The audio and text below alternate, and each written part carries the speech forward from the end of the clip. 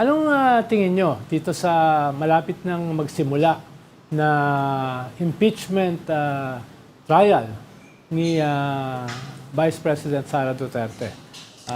Very optimistic ba kayo? Pessimistic? Half-half? Okay, dun sa kung mangyayari ito, so malapit na, no, July 6. Yes.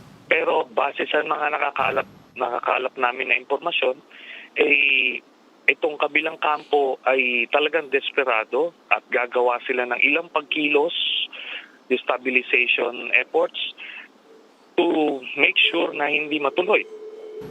Ilang beses na nila, nakita nyo naman yung 18 bodyguards, ilang beses na paulit-ulit.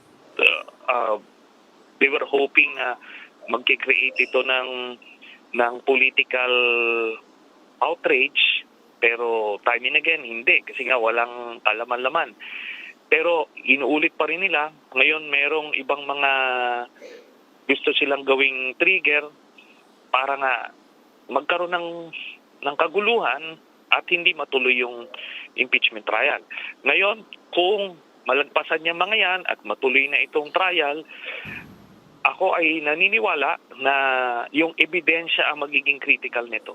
Pag naipresenta yung ebidensya at makuha ang loob ng taong bayan, makumbinsi ang taong bayan na hindi nga karapat-dapat manatili sa pwesto si Sara Duterte, yan po ay magiging yan ang magiging gabay nung mga senador na nasa gitna o yung namamangka sa dalawang ilog, yun ang magpapatalon sa kanila. Kaya abangan po natin yon. Theoretically, may numero. 16, 17. Manipis lang talaga. Manipis. Pero yung tatlo doon sa mga tatalo na yon ay magbabase sila kung mapupuruhan ng ebidensya itong base ni Sara Duterte.